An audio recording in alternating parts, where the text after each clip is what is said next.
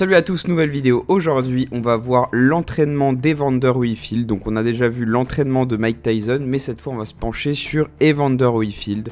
Donc pour ceux qui ne le connaissent pas, il devient en 1986 champion du monde des poids lourds légers et ça va être le premier boxeur à unifier les 3 ceintures dans la catégorie. Tout au long de sa carrière, Holyfield va vraiment boxer des grands noms, que ce soit en lourd léger ou en super lourd. Donc il va notamment boxer évidemment Mike Tyson, il va boxer Michael Moorer, Bird, Valuev qui était le géant russe où je vous mettrai la photo, mais encore Lennox Lewis, j'en passe, vraiment, il y a vraiment une tonne de grands champions qui se sont frottés à lui. Et il va terminer sa carrière sur un palmarès impressionnant de 57 combats pour 44 victoires, dont 29 par KO, ce qui est quand même formidable.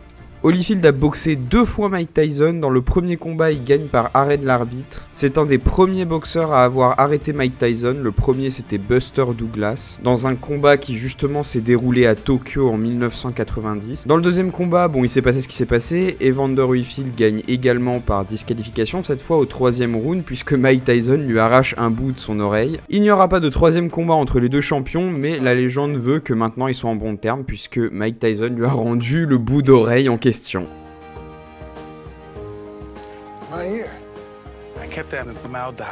Au niveau de l'entraînement, on peut voir qu'Evander Holyfield, il va se distinguer un petit peu de ses concurrents, puisqu'il va notamment intégrer des mouvements de pliométrie et d'explosivité. La plupart des autres boxeurs, ils s'entraînaient selon des préceptes un petit peu old school. On avait vu avec Mike Tyson que la première chose qu'il faisait, c'était se lever pour aller courir.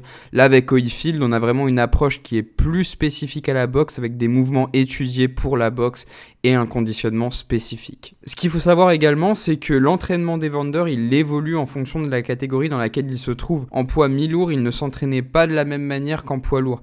D'ailleurs, il le disait lui-même, en poids mi-lourd, il courait beaucoup plus et ses entraînements étaient vraiment très axés sur le cardio. Ce qui est intéressant de noter, c'est qu'en montant de catégorie, cette session de renforcement musculaire sous forme de circuit training s'est progressivement transformée en fait en une session de musculation classique avec une surcharge progressive et avec des temps de repos entre les séries. Je vous ai donc pris l'exemple d'un programme qui a été designé par Fred Hatfield, donc c'était le préparateur de Evander Holyfield pour son combat contre Buster Douglas. La routine d'entraînement était composée de 6 jours d'entraînement à raison de 3 séances par jour, donc un seul jour de repos. La première session, celle du matin, durait 2 heures et c'était un entraînement full musculation, donc c'était vraiment orienté vers l'hypertrophie et la force. J'ai cherché le split qui l'a suivi et c'est quand même intéressant, c'est un programme de 1997. Par contre, c'est vrai qu'aujourd'hui, si on présentait un programme comme ça, on dirait c'est de la broscience. Donc ce split, c'est 5 séances par semaine, mais vous allez voir, c'est très intéressant parce qu'on va vraiment distinguer chaque groupe musculaire. On a pec, épaules, dos, bras, jambes et abdos. Bon, abdos, c'est quelque chose qu'il fait de manière récurrente à peu près à toutes les sessions. Donc 5 séances effectives et les abdos, il les envoie un peu partout. Faut pas oublier que c'est quand même un programme qui est assez vieux puisqu'il date de 1997 et aujourd'hui, c'est vrai qu'on n'aurait pas forcément les mêmes méthodes d'entraînement. Aujourd'hui, on va vraiment avoir tendance à plutôt maximiser le volume d'entraînement et à faire des séances qui regroupent plusieurs muscles, donc utiliser des exercices polyarticulaires. Et pas simplement faire uniquement une séance destinée aux bras.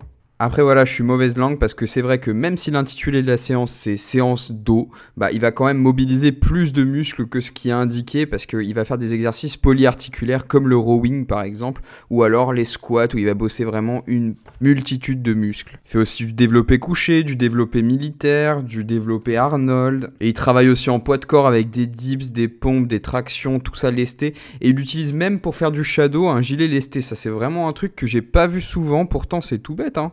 Pour moi, Holyfield, c'est vraiment un boxeur qui a cassé le moule de l'entraînement qu'on connaît, l'entraînement typique du boxeur qui n'a pas changé depuis des années et des années. Avec Holyfield, on a un aspect différent. Ce qui nous amène à la deuxième session, qui est une session purement de boxe. Et c'est quand même assez compliqué parce qu'on imagine qu'on a une session de muscu juste avant, quoi. Le matin, on avait 2 heures de muscu et après, on doit enchaîner avec 2 heures de boxe. Donc autant dire que si on a fait les jambes le matin, ça va être assez compliqué d'être mobile sur le ring. C'est pourquoi, moi, à titre personnel, personnel, j'aurais peut-être placé la musculation vraiment à la fin de la journée, histoire de quand même être efficace sur la boxe et vraiment de pouvoir être technique au maximum. Pour cette séance de boxe, on reste plus dans le classique, parce que voilà, en boxe, on aime bien le classicisme, donc ça va être en général un petit échauffement avec de la corde, du shadow lesté, etc.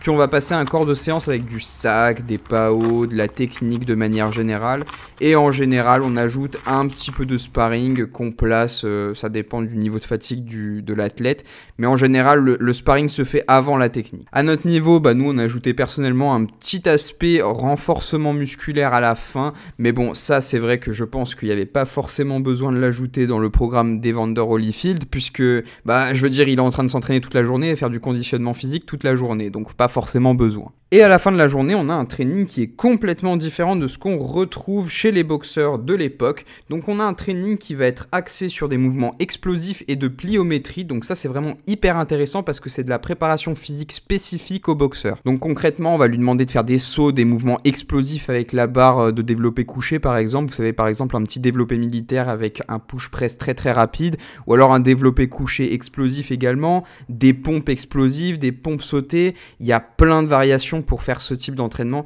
et croyez-moi, en boxe, c'est vraiment hyper important parce que ça donne une détente incroyable. Sur ce, c'est tout pour moi. J'espère que vous avez apprécié la vidéo. Mettez un petit pouce bleu si c'est le cas et moi je vous dis à samedi prochain pour une nouvelle vidéo. Ciao ciao.